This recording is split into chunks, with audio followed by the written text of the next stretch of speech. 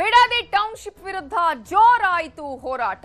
ಸರ್ವೆಗೆ ಬಂದ ಅಧಿಕಾರಿಗಳ ಕಾರಿಗೆ ರೈತರು ಮುತ್ತಿಗೆಯನ್ನ ಹಾಕಿದ್ದಾರೆ. ಈ ಸಂದರ್ಭದಲ್ಲಿ ಅಧಿಕಾರಿಗಳ ಕಾರನ್ನ ಜಖಂಗೊಳಿಸಿದ್ದಾರೆ. ರೈತರು ತೀವ್ರ ಆಕ್ರೋಶವನ್ನ ವ್ಯಕ್ತಪಡಿಸಿದ್ದಾರೆ. ಸರ್ವೆಗೆ ಬಂದ ಅಧಿಕಾರಿಗಳ ಕಾರಿಗೆ ರೈತರು ಮುತ್ತಿಗೆ ಹಾಕಿದ್ದು ಮಾತ್ರ ಅಲ್ಲ, ಕಾರನ್ನೇ ಜಖಂಗೊಳಿಸಿದ್ದಾರೆ. ತಮ್ಮ ಆಕ್ರೋಶವನ್ನ ಈ ರೀತಿಯಾಗಿ ವ್ಯಕ್ತಪಡಿಸಿದ್ದಾರೆ. ಅಧಿಕಾರಿಗಳ ಕಾರಿಗೆ ಪೊರಕೆಯಿಂದ ಹೊಡೆದು ತೀವ್ರ ಆಕ್ರೋಶವನ್ನ ವ್ಯಕ್ತಪಡಿಸಿದ್ದಾರೆ. ಯಾವುದೇ ಕಾರಣಕ್ಕೂ ಸರ್ವೆ ಮಾಡಬಾರದು ಅಂತ ಪಟ್ಟು ಹಿಡಿದು ಕೂತಿದ್ರು. ಸ್ಥಳದಲ್ಲೇ ಕುಳಿತು ರೈತರು ಪ್ರತಿಭಟನೆ ಮಾಡಿದ್ದಾರೆ. ಮಂಡಲಹಳ್ಳಿ ಗ್ರಾಮದಲ್ಲಿ ಈ ಘಟನೆ ನಡೆದಿದೆ. ಜೆಎಂಸಿ ಸರ್ವೆ ಮಾಡೋದಿಕ್ಕೆ ಅಧಿಕಾರಿಗಳು ಅಲ್ಲಿಗೆ ಹೋಗಿದ್ರು. ಸರ್ವೆ ಮಾಡಬೇಡಿ ಅಂತ ರೈತರು ಸಾಕಷ್ಟು ಹೇಳಿದ್ರು. ಎಷ್ಟೇ ಹೇಳಿದ್ರು ಅಧಿಕಾರಿಗಳು ಕೇಳಲಿಲ್ಲ. ಈ ಹಿನ್ನೆಲೆಯಲ್ಲಿ ಅಧಿಕಾರಿಗಳ ವಿರುದ್ಧವೇ ಸ್ಥಳೀಯರು ಗರಂ ಆದ್ರು. ಕಾರಿಗೆ ಮುತ್ತಿಗೆ ಹಾಕಿದ್ರು, ಹೊರಕೆ ಸೇವೆ ಮಾಡಿದ್ರು, ಕಾರನ್ನ ಜಖಂಗೊಳಿಸುವ ಕೆಲಸ ಆಯ್ತು. ಅಲ್ಲಿ ನೋಡಿ, ಹೊಡಿತಾ ಇರುವಂತ ದೃಶ್ಯಗಳನ್ನ ನೋಡಿ. ಹೇಳ್ತಾ ಇದ್ದೀವಿ ಸರ್ವೆ ಮಾಡಬೇಡಿ ಅಂತ ಹೇಳಿದ್ರೆ ಮತ್ತೆ ಸರ್ವೆ ಮಾಡ್ತಾ ಇದ್ದೀರಾ ಅಂತ ಹೇಳಿ ತೀವ್ರ ಆಕ್ರೋಶವನ್ನ ವ್ಯಕ್ತಪಡಿಸಿದ್ದಾರೆ. ಅಲ್ಲಿ ನೋಡಿ ಯಾವ ರೀತಿಯಾಗಿ ಅಲ್ಲಿ ಹೊಡೆದಾಟ ಆಗ್ತಿದೆ. ಅಧಿಕಾರಿಗಳ ಕಾರಿಗೆ ಮುತ್ತಿಗೆ ಹಾಕುವಂತಹ ಕೆಲಸವನ್ನ ಮಾಡಿದ್ದಾರೆ. ಈಗ ಅವರನ್ನ ತಡೆಯುವ ಕೆಲಸ ಪೊಲೀಸರಲ್ಲಿ ಮಾಡ್ತಿದ್ದಾರೆ. ಆದ್ರೆ ಮಹಿಳೆಯರ ಆಕ್ರೋಶ ನೋಡಿ, ಯಾವ ರೀತಿಯಾಗಿ ಪೊರಕೆ ಹಿಡಿದು ಅಲ್ಲಿ ಪೊರಕೆ ಸೇವನೆ ಮಾಡಿದ್ದಾರೆ. ಅವರಿಗೆ ನಿಮ್ಗೆ ಯಾರು ಹೇಳಿದ್ದಾರೆ ಸರ್ವೆ ಮಾಡೋದಿಕ್ಕೆ ಅಂತ ಹೇಳಿ ತೀವ್ರ ಆಕ್ರೋಶವನ್ನ ವ್ಯಕ್ತಪಡಿಸಿದ್ದಾರೆ. ಮಹಿಳೆಯರು ಪ್ರತಿಯೊಬ್ಬ ಅಲ್ಲಿ ಯಾವ್ಯಾವ ಕಾರಲ್ಲಿ ವೆಹಿಕಲ್ಗಳಲ್ಲಿ ಬಂದಿದ್ದಾರೋ ಅವರಿಗೆ ಹಿಗ್ಗಾಮುಗ್ಗ ಬೈದಿದ್ದಾರೆ. ಅಲ್ಲಿ ನೋಡಿ, ಪ್ರತಿಯೊಬ್ಬರು ಕೂಡ ಮಹಿಳೆಯರ ಕೈಯಲ್ಲಿ ಅಲ್ಲಿ ಪೊರಕೆ ಇದೆ, ಪೊರಕೆ ಸೇವನೆ ಮಾಡಿದ್ದಾರೆ. ರೈತರ ಹೋರಾಟ ತೀವ್ರ ಆಗ್ತಾ ಇದೆ. ಇಲ್ಲಿ ಅಧಿಕಾರಿಗಳ ಕಾರಿಗೆ ಮುತ್ತಿಗೆಯನ್ನ ಹಾಕಿದ್ದು ಮಾತ್ರ ಅಲ್ಲ, ಈಗ ಅಲ್ಲಿ ಅವರನ್ನ ಮತ್ತೆ ವಶಕ್ಕೆ ಪಡೆಯುವ ಕೆಲಸ ಕೂಡ ಮಾಡ್ತಾ ಇದ್ರು ಪೊಲೀಸರು. ಅಂದ್ರೆ ಅವರನ್ನ ತಡೆಯುವಂತಹ ಕೆಲಸವನ್ನ ಮಾಡಿದ್ರು. ಸಾಕಷ್ಟು ಮಹಿಳೆಯರು ಇದ್ರು ಅಲ್ಲಿ. ಕೆಲವರ ಆ ಸಂದರ್ಭದಲ್ಲಿ ಕೆಲವರ ತಲೆಗೆ ಪೆಟ್ಟು ಬಿದ್ದಿದೆ. ಅದರಲ್ಲಿ ಕೂಡ ಪೊಲೀಸ್ ಅಧಿಕಾರಿಗಳ ತಲೆಗೂ ಕೂಡ ಒಂದಿಷ್ಟು ಪೆಟ್ಟು ಬಿದ್ದಿದೆ. ಆ ದೃಶ್ಯಗಳನ್ನು ಗಮನಿಸುವುದು, ಕಾರ್ ಜಖಂ ಆಗಿರುವ ದೃಶ್ಯಗಳನ್ನು ಕೂಡ ನಾವು ನಿಮಗೆ ತೋರಿಸ್ತಾ ಇದ್ದೀವಿ. ನಾವು ಇಷ್ಟೆಲ್ಲ ಹೇಳ್ತಾ ಇದ್ದೀವಿ, ಪ್ರತಿಭಟನೆ ಮಾಡ್ತಾ ಇದ್ದೀವಿ ಅನ್ನೋದ್ರನ್ನೂ ಕೂಡ ನೀವು ಲೆಕ್ಕಿಸ್ತಾ ಇಲ್ಲ. ನಿಮ್ಮ ಕೆಲಸ ನೀವು ಮಾಡ್ತಾ ಇದ್ದೀರಿ, ಅಟ್ಲೀಸ್ಟ್ ನಮ್ಮ ಮಾತಿಗೆ ಮನ್ನಣೆ ಕೊಡಿ ಅಂತ ಹೇಳಿ ತೀವ್ರ ಆಕ್ರೋಶ ವ್ಯಕ್ತಪಡಿಸಿದ್ದಾರೆ. ಕಾರುಗಳನ್ನ ಜಖಂಗೊಳಿಸಿದ್ದಾರೆ.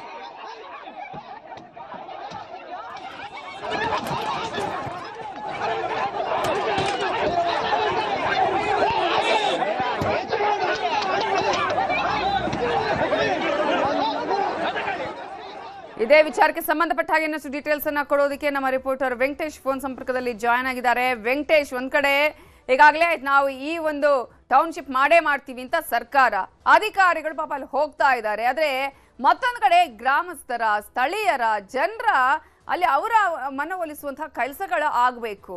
ಆದ್ರೆ ಈಗ ಅಲ್ಲ, ಆಗ್ತಾ ಇಲ್ಲ. ಒಂದು ರೀತಿಯಾಗಿ ದರ್ಪದಿಂದ ಮಾಡುವಂತಹ ಕೆಲಸಗಳು ಆಗ್ತಾ ಇದೆ ಅಂತ ಅಲ್ಲಿನ ಸ್ಥಳೀಯರಿಗೆ ಅನ್ನಿಸ್ತಾ ಇದೆ. ಸದ್ಯಕ್ಕೆ ಅಲ್ಲಿ ಯಾವ ರೀತಿ ಅಂತ ಸಿಚುವೇಶನ್ ಕಾಣಿಸ್ತಾ ಇದೆ? ಆ ನಂತರ ಏನೇನಾಯ್ತು? ಈ ಘಟನೆ ಆದ ಬಳಿಕ ಏನಾದ್ರು ಸಂಧಾನ ಸಭೆಗಳು ಮಾಡುವಂತ ಪ್ರಯತ್ನಗಳು ಆಯ್ತಾ?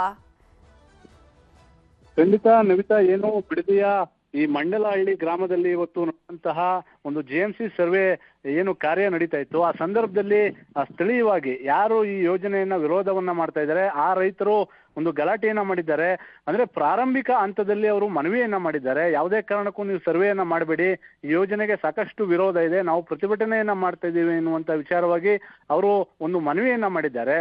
ಆದರೆ ರೈತರ ಮನವಿಯನ್ನ ಕೇಳದಂತ ಅಧಿಕಾರಿಗಳು ಅವರ ಮನವಿಯನ್ನ ಲೆಕ್ಕಿಸದೆ ಸರ್ವೆಯನ್ನ ಮಾಡದಂತ ಸಂದರ್ಭದಲ್ಲಿ ರೈತರೆಲ್ಲರೂ ಕೂಡ ರೊಚ್ಚಿಗೆದ್ದು ಅವರಿಗೆ ಹೊಡೆಯುವಂಥದ್ದು, ಪರ್ಕೆಯಲ್ಲಿ ಹೊಡೆಯುವಂಥದ್ದು, ಜೊತೆಗೆ ಅವರ ವಾಹನಗಳಿಗೆ ಕಲ್ಲನ್ನ ತೂರುವಂತ ಕೆಲಸವನ್ನ ಮಾಡಿದ್ದಾರೆ. ಈಗ ಸ್ಥಳದಲ್ಲಿ ರಾಮನಗರ SP ಯಾರು ಶ್ರೀನಿವಾಸ್ ಗೌಡ ಇದ್ದಾರೆ, ಅವರ ತಂಡ ಇಲ್ಲಿ ಮುಖ ಮೂಡಿರುವಂಥದ್ದು. ಈಗ ಆ ಮಂಡಲಹಳ್ಳಿ ಗ್ರಾಮದ ಒಂದು ಜಮೀನಿನಲ್ಲಿ ರೈತರು ಕೂಡ ಜಮಾವಣೆಯಾಗಿದ್ದಾರೆ. ಅವರನ್ನ ಸಮಾಧಾನ ಮಾಡುವಂತ ಕೆಲಸ ಕೂಡ ನಡೀತಾ ಇದೆ. ಆದ್ರೆ ಎಲ್ಲೋ ಒಂದು ಕಡೆ ರೈತರು ಒಪ್ತಾ ಇಲ್ಲ. ಯಾಕಂದ್ರೆ ರಾಜ್ಯ ಸರ್ಕಾರ ಒತ್ತಾಯ ಪೂರ್ವಕವಾಗಿ ಈ ಒಂದು ಯೋಜನೆಯನ್ನ ಮಾಡ್ಲಿಕ್ಕೆ ಹೊರಟಿದೆ. ಜೊತೆಗೆ 80% ರೈತರು ಯಾರು ಯೋಜನೆಯನ್ನ ವಿರೋಧವನ್ನ ಮಾಡ್ತಾ ಇದ್ದಾರೆ ಅವರ ಅಭಿಪ್ರಾಯಗಳನ್ನ ಕೇಳದೆ ಏಕಾಏಕಿ ಒಂದು ಯೋಜನೆಗೆ ರಾಜ್ಯ ಸರ್ಕಾರ ಮುಂದಾಗಿದೆ. ಹಾಗಾಗಿ ಈ ಯೋಜನೆಯನ್ನ ಕೈ ಬಿಡ್ಲೇಬೇಕು ಎನ್ನುವಂತಹ ಒತ್ತಾಯವನ್ನ ಸ್ಥಳೀಯವಾಗಿ ಯಾರು ಯೋಜನೆಯನ್ನ ವಿರೋಧವನ್ನ ಮಾಡ್ತಾ ಇದ್ದಾರೆ ಆ ರೈತರು ಈಗಲೂ ಕೂಡ ಪ್ರತಿಭಟನೆಯನ್ನ ಮಾಡ್ತಾ ಇದ್ದಾರೆ ರಾಜ್ಯ ಸರ್ಕಾರದ ವಿರುದ್ಧ. ಜೊತೆಗೆ CM DK ಶಿವಕುಮಾರ್ ಅವರ ವಿರುದ್ಧ ಧಿಕ್ಕಾರವನ್ನ ಕೂಗುವ ಮೂಲಕ ತಮ್ಮ ಆಕ್ರೋಶವನ್ನ ಹೊರಹಾಕ್ತಾ ಇದ್ದಾರೆ. ಯಾಕಂದ್ರೆ ಇಲ್ಲಿ SP ಅವರು ಕೂಡ ಮನವಿಯನ್ನ ಮಾಡ್ತಾ ಇದ್ದಾರೆ. ಅಂದ್ರೆ ಯಾರು ಯೋಜನೆಗೆ ಒಪ್ಪಿದ್ದಾರೆ ಅವರಿಗೆ ನೀವು ಅವಕಾಶವನ್ನ ಮಾಡಿಕೊಡಿ, ಆ ಜಮೀನಿನಲ್ಲಿ ಜೆಎಂಸಿ ಸರ್ವೆಯನ್ನ ಮಾಡ್ತಾರೆ ಎನ್ನುವಂತ ಮಾತನ್ನ ಹೇಳ್ತಾ ಇದ್ದಾರೆ. ಆದ್ರೆ ಎಲ್ಲೋ ಒಂದು ಕಡೆ ರೈತರ ಇಲ್ಲಿ ಮೂಲ ಒತ್ತಾಯ ಏನಂದ್ರೆ, ಯಾರೇ ಒಪ್ಲಿ ಬಿಡ್ಲಿ, ಕಂಪ್ಲೀಟ್ ಆಗಿ ಈ ಒಂದು ಯೋಜನೆಗೆ ತಾರ್ಕಿಕ ಅಂತ್ಯ ಆಗೋವರೆಗೂ ಯಾವುದೇ ಒಂದು ಸರ್ವೆಯನ್ನ ಮಾಡಕೂಡದು. ಯಾಕಂದ್ರೆ ಕಳೆದ 1.5 ವರ್ಷದಿಂದ ನಾವು ನಿರಂತರವಾಗಿ ಹೋರಾಟವನ್ನ ಮಾಡ್ತಾ ಇದ್ದೇವೆ. ಈಗ ಯಾರೋ ಒಪ್ಪಿದ್ದಾರೆ ಅಂತ ಹೇಳಿ ಬಂದು ಸರ್ವೆಯನ್ನ ಮಾಡಿದ್ದೆ ಆದ್ರೆ ಅದು ಒಂದು ರಾಜ್ಯಕ್ಕೆ ಒಂದು ಮೆಸೇಜ್ ಬೇರೆ ತರ ಹೋಗ್ತದೆ. ಯಾಕಂದ್ರೆ ಇಲ್ಲಿ ಒಪ್ಪಿಗೆ ಇಲ್ಲದೆ ಇರತಕ್ಕಂತಹ ರೈತರ ಸಂಖ್ಯೆ ಹೆಚ್ಚಾಗಿದೆ. ಹಾಗಾಗಿ ಯೋಜನೆಯನ್ನ ಸಂಪೂರ್ಣವಾಗಿ ಏನೆಲ್ಲ ಸಮಸ್ಯೆಗಳಿದೆ ಅದು ಬಗೆಹರಿಯೋವರೆಗೂ ಯಾವುದೇ ಒಂದು ಕಾರ್ಯಕ್ರಮವನ್ನ ಈ ಯೋಜನೆಯ ವಿಚಾರವಾಗಿ ಹಮ್ಮಿಕೊಳ್ಳಬಾರದು ಎನ್ನುವಂತಹ ಮೂಲ ಒತ್ತಾಯ ಈ ಭಾಗದ ರೈತರದ್ದಾಗಿದೆ. ನವಿತಾ, ವೆಂಕಟೇಶ್, ಈಗ ಸರ್ಕಾರ ಅಧಿಸೂಚನೆಯನ್ನ ಹೊರಡಿಸಿದೆ, ಬಟ್ ಅಧಿಕಾರಿಗಳು ಈಗ ಇಕ್ಕಟ್ಟಲ್ಲಿ ಸಿಕ್ಕಾಕೊಂಡಂಗೆ, ಆ ಕಡೆ ಸರ್ಕಾರ ಹೇಳಿದೆ, ಈ ಕಡೆ ರೈತರು ಬಿಡ್ತಾ ಇಲ್ಲ, ಮಧ್ಯದಲ್ಲಿ ಇವ್ರು ಸಿಕ್ಕಾಕೊಂಡಂಗ ಆಗಿದೆ ಇಲ್ಲಿ ಅನ್ನುವಂತಹ ಪರಿಸ್ಥಿತಿ ಇದೆಯಾ? ಜೊತೆಗೆ ಒಂದಷ್ಟು ಜನರಿಗೆ ಗಾಯ ಕೂಡ ಆದಂಗ ಆಯ್ತು. ಅಲ್ಲಿ ಮಹಿಳೆಯರೇ ಹೆಚ್ಚಿನ ಸಂಖ್ಯೆಯಲ್ಲಿ ಅಲ್ಲಿ ವಿರೋಧವನ್ನು ವ್ಯಕ್ತಪಡಿಸಿ ಪೊರಕೆ ಸೇವೆ ಮಾಡಿದ್ದು, ಇದ್ರ ಬಗ್ಗೆ ಡೀಟೇಲ್ಸ್ ಕೊಡೋದಾದ್ರೆ. ಖಂಡಿತ ನವಿತಾ, ಯಾಕಂದ್ರೆ ಈಗ ರಾಜ್ಯ ಸರ್ಕಾರ 3 ಗ್ರಾಮಗಳಿಗೆ ಅಂತಿಮ ಅಧಿಸೂಚನೆಯನ್ನ ಹೊರಡಿಸುವ ಮೂಲಕ ತಮ್ಮ ಒಂದು ನಿರ್ಧಾರವನ್ನ ಸರ್ಕಾರ ತಿಳಿಸಿದೆ. ಆದ್ರೆ ಎಲ್ಲ ಒಂದು ಕಡೆ ಅಧಿಕಾರಿಗಳು ಇಲ್ಲಿ ಇಕ್ಕಟ್ಟಿಗೆ ಸಿಲುಕಿದ್ದಾರೆ. ಯಾಕಂದ್ರೆ ಅಡ್ಡಕತ್ತರಿಯಲ್ಲಿ ಸಿಕ್ಕಿರುವಂತಹ ಸ್ಥಿತಿ ಇವತ್ತಿನ ಪರಿಸ್ಥಿತಿ ಅಧಿಕಾರಿಗಳದಾಗಿದೆ. ಯಾಕಂದ್ರೆ ಒಂದ್ ಕಡೆ ರೈತರು ನಮ್ಮ ಜಮೀನುಗಳಿಗೆ ಬರಬೇಡಿ ಎನ್ನುವಂತಹ ಒತ್ತಾಯವನ್ನ ಮಾಡ್ತಾ ಇದ್ದಾರೆ, ಜೊತೆಗೆ ಪೋರ್ಕೆಯಲ್ಲಿ ಹೊಡೆಯುವಂತ ಕೆಲಸವನ್ನ ಮಾಡ್ತಾ ಇದ್ದಾರೆ ಇವತ್ತಿಂದ. ಆದ್ರೆ ಮತ್ತೊಂದು ಕಡೆ ಸರ್ಕಾರ ನೀವು ನಿಮ್ಮ ಕೆಲಸವನ್ನ ಮಾಡಿ ಎನ್ನುವಂತಹ ಒತ್ತಡವನ್ನ ಅಧಿಕಾರಿಗಳ ಮೇಲೆ ಆಗ್ತಾ ಇದೆ. ಇದು ಎಲ್ಲ ಒಂದು ಕಡೆ ಅಧಿಕಾರಿಗಳ ನೆಮ್ಮದಿಯನ್ನು ಕೂಡ ಕೆಡಿಸಿರುವಂತದ್ದು. ಯಾಕಂದ್ರೆ ಇಲ್ಲಿ ಯಾರು ರೈತರು ವಿರೋಧವನ್ನ ಮಾಡ್ತಾ ಇದ್ದಾರೆ ಮೊದಲಿಂದಲೂ ಕೂಡ ತೀವ್ರತರವಾಗಿ ತಮ್ಮ ಆಕ್ರೋಶವನ್ನ ಹೊರಹಾಕ್ತಾ ಬರ್ತಾ ಇದ್ದಾರೆ.